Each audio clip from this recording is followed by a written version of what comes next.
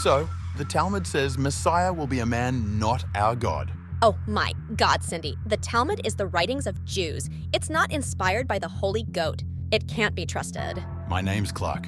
Whatever, Chris. At least you got my gender right this time. Anyways, nowhere in the book you so disrespectfully call the Old Testament does it say Mashiach will be God. Like, hello McFly, it's written in the Talmud, Megatron. You mean Metatron? That's what I just said. Stop trying to steal my ideas. He's an angel of Hashem. Ugh, stop mansplaining. So, now you're quoting a book that you said can't be trusted, and you want me to believe you? Isn't that a bit hypocritical of ya? Earth to dum-dum. It's called faith. Yeah, I'll pass.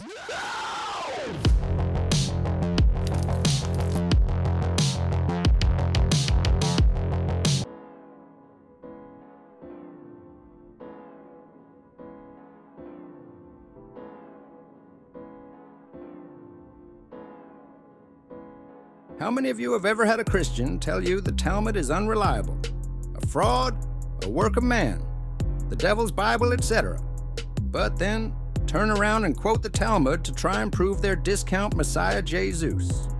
Let's take a moment to look at the logical implications of how Christians view the Talmud. As I'm sure most of you know, this is how the Christian game of tic-tac Talmud works. A Jew or a Noahide will quote the Talmud and point out that Jesus quoted Rabbim from the Talmud, whether it be the Mishnah or the Gemara, to which the Christian will respond, that wasn't written till 200 CE at the earliest. So it's the Talmudic writers quoting Jesus.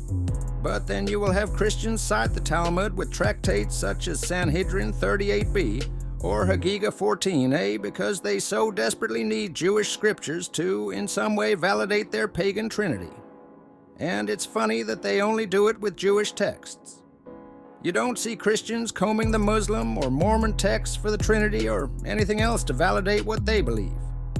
The obvious reason is Judaism predates the death cult by about 2,000 plus years.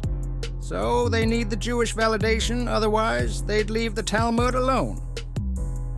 So, let's follow the logical conclusion of the Christian claims against the Talmud and see how the Talmud puts them in a wee bit of a logical dilemma.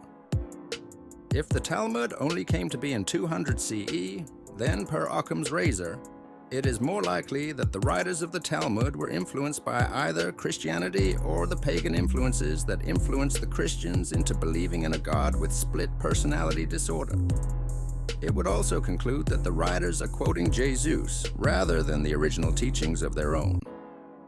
Now, I say this because we have no evidence in the Tanakh or in any other pre-3rd century Jewish texts that would lead any critically thinking mind to believe ancient Jews believed in a Trinity.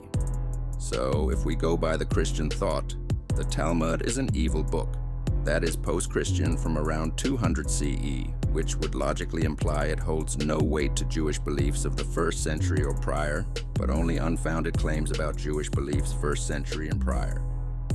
But this leaves the Christian with a severe problem other than plagiarism, and that would be reality. They are quoting a book that they claim has no credibility for the times of Jesus and before him. Quoting the Talmud to prove their beliefs in Yeshaya 53 or the innocent atoning for sins as being a pre-Christian idea in Judaism is unfounded and only goes to show that their own theology cannot be found in any text before the New Testament, in which case their very confused God loses his two imaginary friends. In the real world, when you quote content from a source you claim to be false, to bring legitimacy to your own content, well folks, us heathens and naysayers like to call that special pleading. But fallacies are of the devil when used against the self. Check out Messiah and his band of merry men. If the Talmud isn't authoritative, then neither are its contents. It makes me feel like the church came up with Common Core math before Obama. In their minds, Jesus never quoted the Talmud because it wasn't written yet. But after it was written, they think it somehow proves Christian theology. So, if they choose to quote the Talmud as being authoritative, then they are admitting that Jesus was quoting from it as well. If they choose to dismiss the Talmud, then they must dismiss all their claims that it proves Christian theology as well. It's very simple. The teachings of Jesus matched Rav Hillel so much that either Rav Hillel quoted Jesus or Jesus quoted Rav Hillel. There is no probable third option. In reality, there's not even a second option because Rav Hillel was alive before Jesus. So, when a Christian tries to use the Talmud to prove the suffering servant is the Messiah or the innocent can atone for the wicked, don't even bother with the logical implications of their applications. Just smile. And then remind them that even if what they say is correct, Jesus didn't fulfill the prophecies. There is no peace in the world. And we still must teach our neighbor of Hashem. Oh, and it's gonna be Aunt Jemima who makes a second coming because the Tanakh doesn't allow for the Messiah to have one. Please feel free to direct all your Holy Goat-inspired word vomit to your pastor, because he's the one who should have to deal with all your great value brand interpretations of the scriptures.